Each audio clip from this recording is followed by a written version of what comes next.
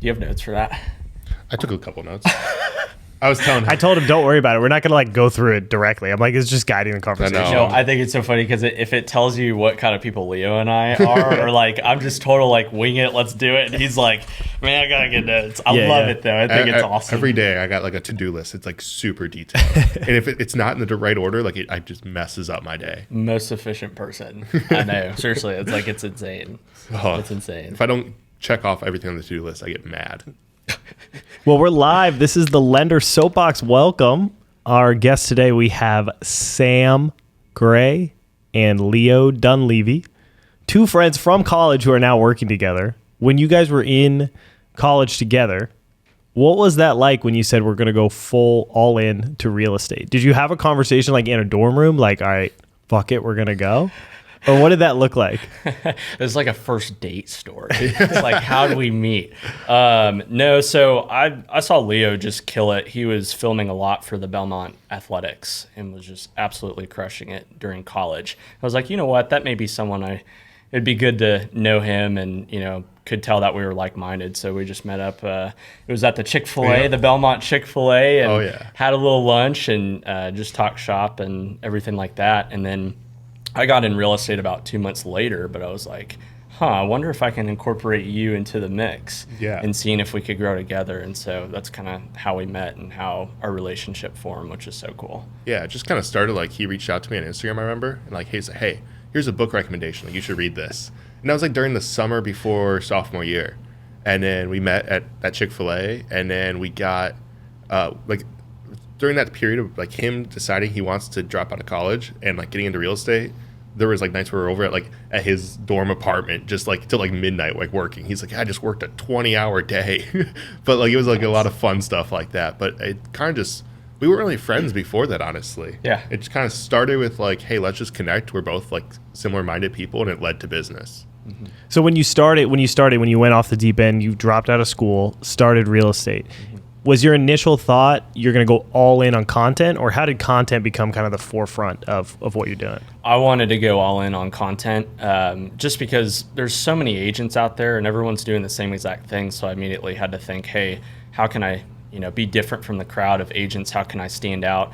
And every single agent that I talked to was like, I don't have social media content figured out. I understand and recognize that this is where the industry and things are going. So that was kind of an immediate light bulb moment for me, like, oh man, I should really pursue this. And also just seeing how content gets to thousands of eyeballs per video.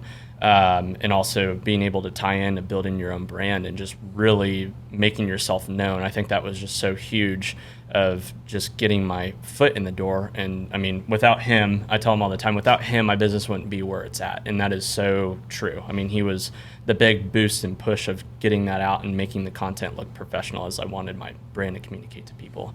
So just thought it was extremely important. Wanted to really focus and go all in and be known for it. Yeah. So you transitioned from sports to real estate. Are there any similarities between doing that type of content, or are you like, does a lot of stuff translate over to the real estate side? I think I made it transition over to a real estate. So like I started when I was 15, like creating content for my high school sports teams. Then that led to when I got to Belmont, my first day of school there, I reached out to my professor. I'm like, hey, how do I do that here? Got me involved with like the athletics department, started creating all this content for basketball, volleyball, softball, baseball, like all these different teams. And it's like super high pace, like fast cuts. So I knew when I started doing real estate, I'm like, all right, well, let's transition that into real estate and make it like high energy. So it's high engagement.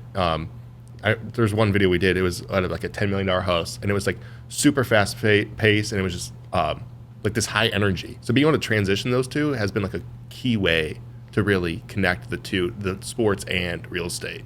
Yeah. So when you see like, okay, so you see like fast cuts, are there any other, tropes or things that you see consistently working with real estate specific that really like cuts a nerve with buyers? Because, what a lot of people struggle with is like, yeah, it's really cool to see a $10 million house. Mm-hmm. It's sick to see like all the rooms and the pool and whatever. But the person on the other side of the phone is like, oh, I can't buy that. Yeah. So how do you translate it into actual sales instead of just like, hey, look at this cool shit? I think it's having pillars of content. So whether it be like, one pillar being educational, one being entertainment. So the entertainment can be, hey, look at this $10-20 million home. But then the educational is, here is my tips for first-time home buyers. Here's my tips to people relocating to Nashville. So that way the educational kind of gets views, or the entertainment gets views and like brings attention to your page and helps build trust. And then the educational is like, okay, this dude actually knows what he's talking about. This agent kind of like understands the market as well as they know how to sell my property. So it kind of like helps both sides. From the seller side, they can, I would have this person sell my listing because their marketing strategy, and then I would buy a home from this person because they're super knowledgeable about the market and their product at hand. Do you have any like real stories of like how it converts, straight to the realtor? I have a fantastic case study where we just closed on a property last week, but such a sweet couple from California. They're relocating here to work at Amazon. And so they relocated from the Bay Area. They're searching real estate agents on Google. They came across my page, and then they cross-vetted me through social media. And as soon as they reached out to me, they're like, we want to work with you. And so I feel like through social media, that was just a huge, already built a barrier of trust. Like, we didn't ever have a conversation previously, but they saw how I communicated my brand, my delivery through social media, and was like, I want to work with you, which was so cool. And then same thing through other listings and properties. Like, what Leo just said is just so spot on, where other people, see that as a marketing and, tool. And so they're like, oh, I want to see my house on social media like that. I want, thousands of people to view my home just, through a different avenue of marketing. So I've won listings because of that, and, able to show the numbers and, why social media works and everything like that. Yeah. I feel like there are a lot of like out of state. Do you feel like in some ways you're tailoring your content to where it's like almost like virtual shopping for a client, where, it's hard for them to understand the different vibes or the different energies of each neighborhood? Yep. Do you think about that when you're marketing a specific property? It's like, how do we really show what this is going to feel like if you move here from California because you're not here yet? Yeah, absolutely. We try our best to, we're trying to make it the second best thing of actually seeing a property in person. So I think social media also has, such a different lens that can capture and be able to communicate to people that haven't seen it in person yet, or that are clear across the state, and things like that. So, I mean, what did that look like? Was it like they DM'd you directly, or did they call you first? Like, what did it actually look like? You mean like for the clients that have converted like from social media? Mm-hmm. Pretty much just, typically they'll follow first. So they'll follow along and, start to, look at the content that we're producing, and when they're ready, they'll reach out. And some people are just hot and heavy and ready to go, and kind of like the case study for the San Francisco buyer. Like, they needed to find something quicker, so they went through that process and immediately reached out to me. Sometimes it'll come through comments, whether people are curious about learning more of my services, or they're curious learning more about the property. It's just that initial point of contact. Yeah. Is there anything you do as far as like in the actual post itself to be like a really strong hook or a good call to action that can kind of generate that more frequently? Yeah, I think a lot of it comes down to like the editing and the layout of the video, and kind of like Sam and I, or any client and I, like kind of walk through that together like beforehand. So like, here's a good hook. Like, let's figure out how we can hook the buyer at first, or the viewer at first, and then at the end it's like, hey, comment listing for more information and we'll send you a DM. Stuff like that. And it really kind of ties back into the like online shopping thing, because people are not just like buying the home. If they're going to be moving there, you got to sell them the neighborhood, you got to sell them local attractions, stuff like that. So like what we've done several times is like neighborhood tours. So we've done a few with Sam, like 12 South, Germantown, and then with Nash Native Team, we just did one in East Nashville and Wedgwood, Houston. Just like showcasing these different neighborhoods so that people can see that and be like, oh, this is a place I'd like to live. And then they add a call to action at the end. Like, if you want to learn more about any current listings or off-market stuff, like, reach out to us. Because I think more important about the home is like where you're going to be living. Because if they move somewhere and they don't like the neighborhood, they're not going to like it. So I think it's that when it ties it back to the virtual shopping, that's kind of where you can connect the buyer to Nashville, especially if they're out of state and they can't see it in person. Mm-hmm. How do you guys go about Or do you go about on the finance side or the money side of purchasing something? Because I had this conversation with a couple of realtors. One was from Buffalo, one was from Jersey, and they were talking about how, you know, a $700,000 house in Nashville, the monthly payments are a lot less than a $700,000 house in California or in Buffalo. Do you ever, in your content, go into, hey, here's what this cost means day to day for a buyer, or do you kind of leave that to the imagination or kind of try to pass it to some sort of financing side of it? Yeah, I mean, I feel like everyone is so specialized and good at what they do, and especially with us, like we're not lenders, so we will try to get, you know, the most general information to the buyer, but ultimately it's the trust that I'm passing them off to you, or I'm passing them off to whoever they need to be taken care of, and letting them do their thing as well. Mm-hmm. Like even with any kind of vendor, whether it's you, whether it's Leo, whether it's someone else, I want them to be a reflection of what I want my business and brand to be. So I think it's just having that mutual trust and being like, I know you're going to answer all their questions that they're needing specifically for the financing side. Here's someone great that will be able to do that. And that's something you can also like implement in the caption. Like if you have questions about the financing side of thing, like reach out to me. I have connections, and I'll happy to connect you with someone who can answer any questions that you might have. Because I think it's important to like stay in your lane of something. So if like I'm not going to answer real estate questions when like people commented on like a shared collab post, I'm going to let Sam do that. And like I think that's where it's important of just like maybe saying like, hey, I'll connect you with whoever you need to make you feel comfortable in like any questions you have. And that could be done like either in the video or through the caption. Yeah. Do you feel like have you seen historically like any direct correlation between like for a seller, you objectively got more for the house than you think you would have without the social media strategy that you have? Or have there been any big wins for sellers? Absolutely. Same thing. I mean, I represented a development, and one of the buyers that came in and purchased it said, we were in our home for a few years and we had no business in moving, but we saw this through your social media channel and we had to have it. So that's such a cool case study in that. But I mean, social media is just an amplification tool. Like it's attracting all these people that may be on the sideline or fence, or someone that's never seen a product before, bring it to life instead of just being intentional of searching on Zillow or the MLS or something like that. But basically, social media has resulted in more eyeballs. Therefore, more eyeballs have turned into competition with each other and resulted a higher yield of sale. So. Exactly. Because I mean, if you think about social media, like what's another way that you can reach thousands of people to look at your brand, your listing, without spending like a ton of money on like a billboard? Like before social media content, there really was nothing like that to get attention on your like small business, or you being a realtor, or you being a mortgage lender. Like there's really no way to do that besides social media, because one video can get up to like 400,000 views is our highest that we've gotten together, but like consistently a couple thousand. And if you think about it in the like long term of like, wow, I just met 1,000 people today. Like it's huge when it comes to like your business growth and just reaching a larger audience. Right. And I feel like it just, even on the business side, it's like it's such a good tool to use to attract new viewers that have never seen you, and also the people that know and love and trust you. It's like a constant tool for hitting those touch points too. I mean, there's a ton of people that come up to Leo and I and be like, hey, we see your videos, like how cool is that? And always spark a conversation. And it's like, those are the people that have been previously following, not necessarily new people, but previous sphere of influence, which is pretty cool. Yeah, I feel like when you're making real estate content, I mean, it happens on my side as well.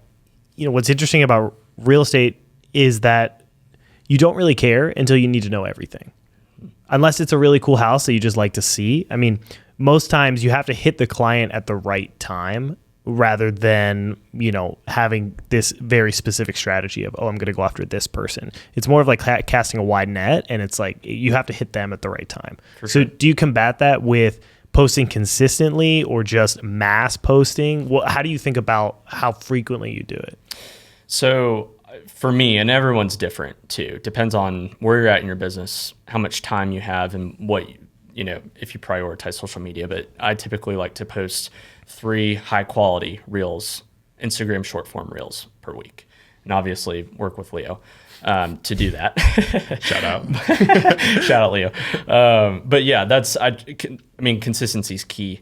And there's so many statistics and analytics on like how many times you should be posting and certain things and what to post and things like that. But we also know a ton of people that kill it, that post maybe twice a month or once a month on, YouTube for long form content, and people that do LinkedIn content. So it's just like really picking who your target audience is, what you want to do, stay consistent with it, and really niche and specialize yourself. I feel like it's so overwhelming because there are, in the content world, there are people that are coaches for content. And so you just get so much information, so much input of like, this is what you have to do. This is the hashtags you have to do. This is the time you have to post it, how consistently.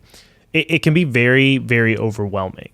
Right. So if you had, I guess it'd be a question for Leo. If you had somebody who was like, I have no presence on social media, I have no idea what I'm doing. The only posts that I've made are under contract posts that are still framed and closed at the title company.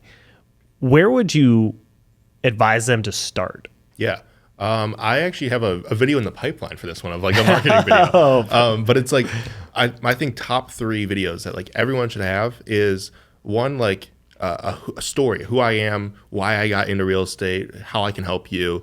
And that could be like a pillar that you could pin on your social media of like, if someone's got a question, that's what they look at. Okay, I know more about Sam. I know more about whatever this agent is and who they are.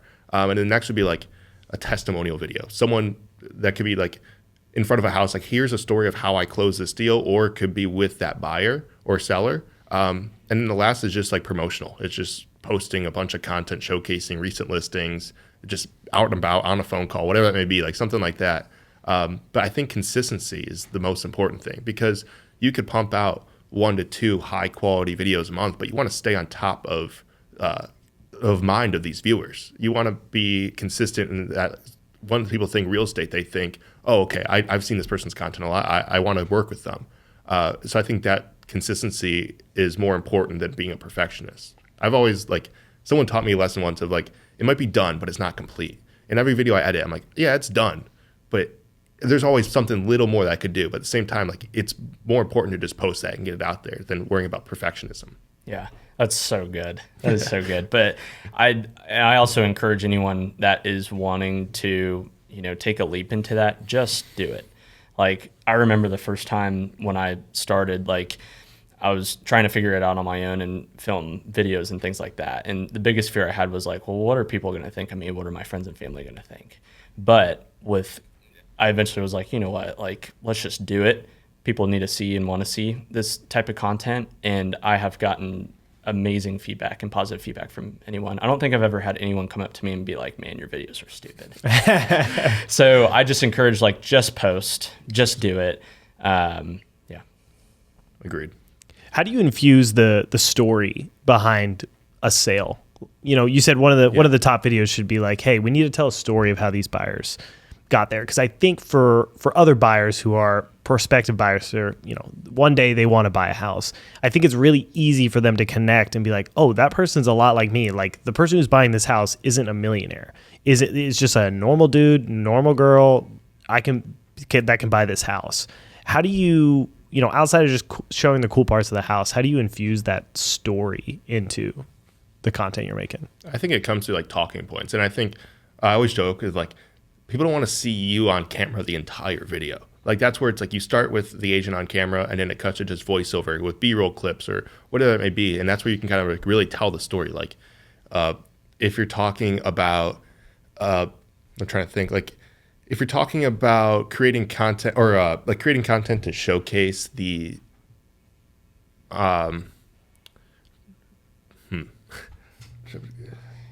if you're creating content to really showcase hey, this is the story we're trying to show, it's about showing that and not just talking about it. So I think that's the most important thing there. Yeah, for sure. I think talking points are huge. Mm-hmm. Delivery is huge, presentation's huge, and also just kind of putting it what would I want to see? Yeah. Too. What's an example of a talking point?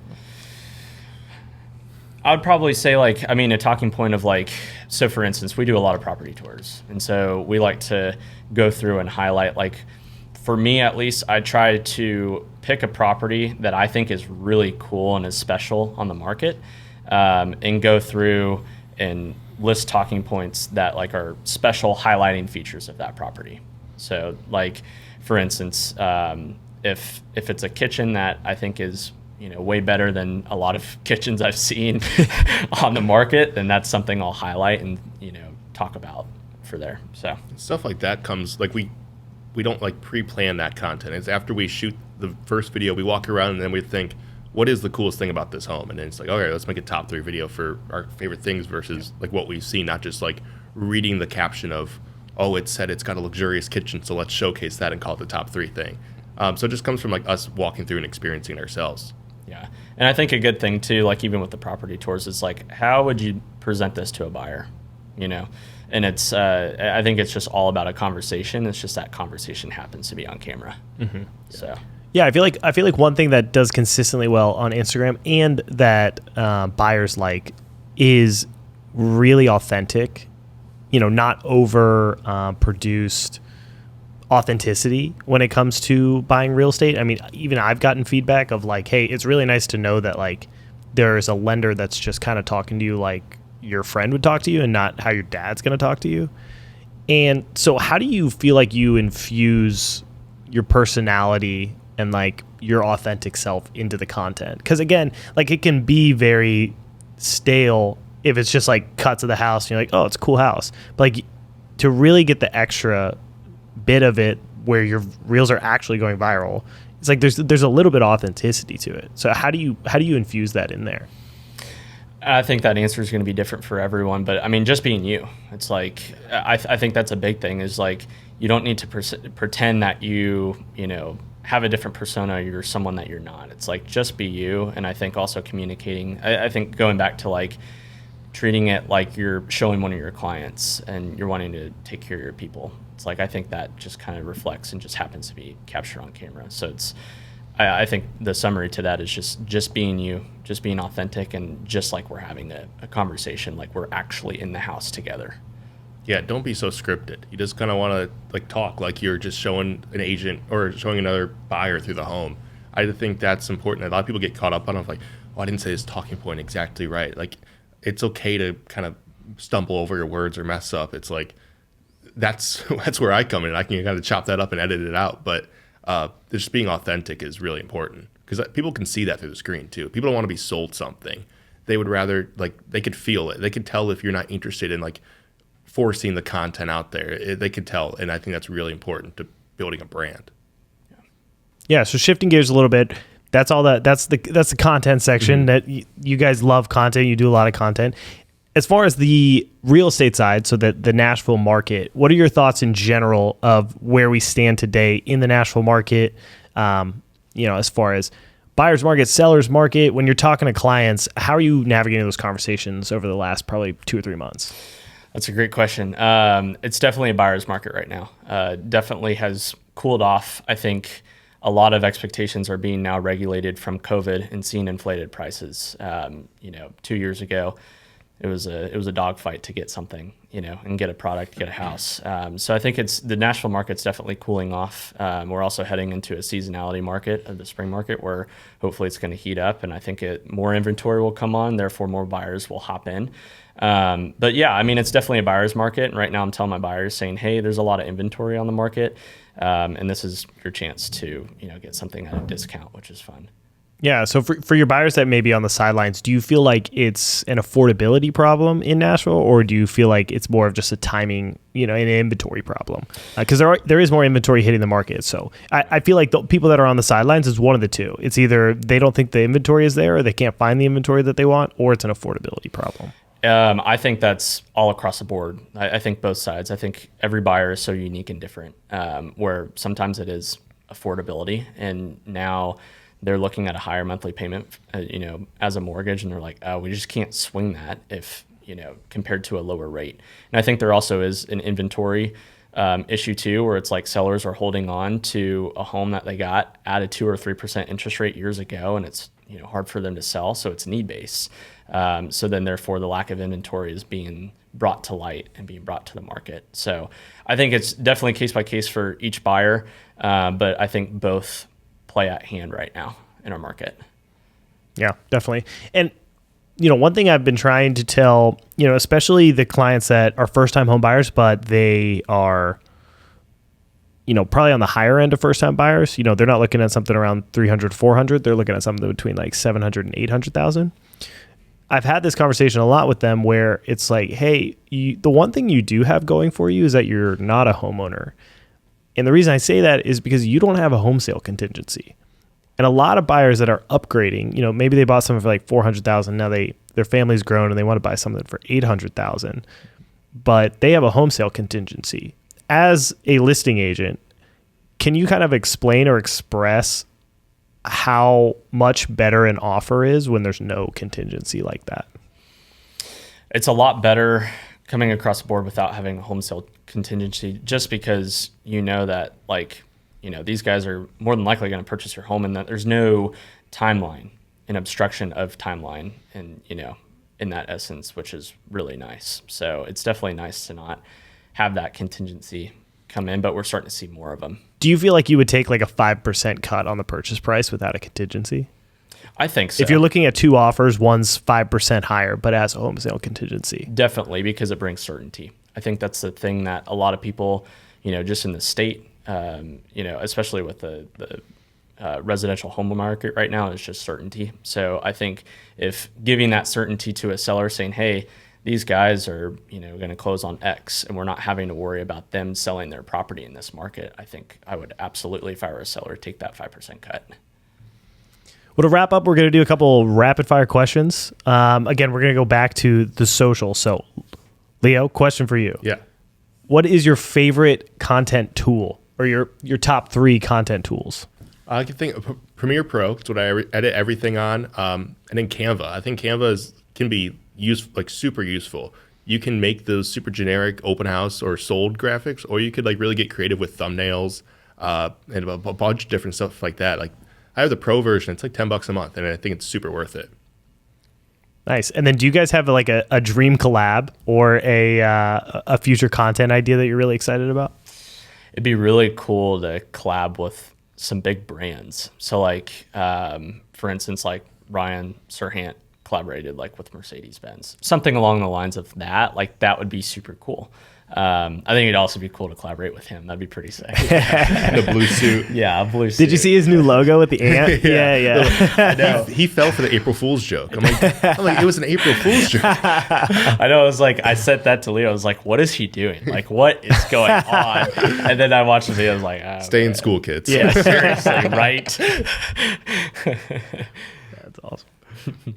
And then the last question, what is one thing that if you could stand on a mountaintop with a microphone that you would tell agents to stop doing on Instagram?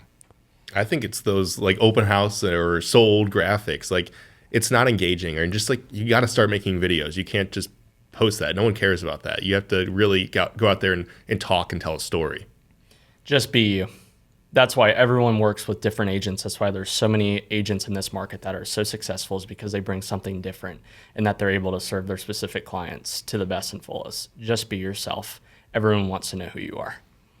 Awesome. And to wrap up, where can everybody find you guys on the socials? Dunlevy Productions on Instagram, Dunlevy Productions LLC on Facebook.